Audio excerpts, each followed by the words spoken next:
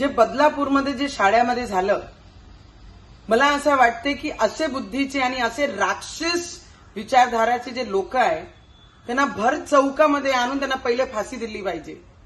आणि आमचे गृहमंत्री सक्षम आहे, पण असे बुद्धीचे जे लोक आहे, असे राक्षस विचाराचे जे लोक आहे, त्यांना आता कायद्याचा काही भीती राहिली नाही.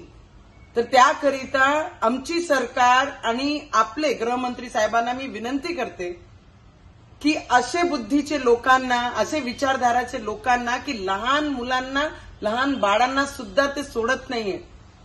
कालचंच आहे, काल रक्षाबंधन झाली, मी स्वतः पोस्ट केलं की सगळे भावांनी ज्या हातावर आम्ही राखी बांधतोय त्या हातांनी महिलांची आपण रक्षा केली पाहिजे, नाही की त्या महिलांवर आपण अत्याचार केला पाहिजे. मला नाही वाटते, मनाला खूप वेदना होतात आहे, कारण लहान लहान मुलांसोबत असे विचारधाराचे लोक जेव्हा असं कृत्य करतात, तर मला असं वाटते कायदा असा बनला पाहिजे की त्यांना कायद्याची भीती हे परमनंट त्यांच्या डोक्यात राहिली पाहिजे. आणि असे कृत्य करणारे जे लोक आहेत त्यांना भर चौकात आणून त्यांना फाशी दिली पाहिजे, एवढी विनंती मी नक्की करेन. कारण खूप वेदना होता, एक महिला म्हणून, एक आई म्हणून.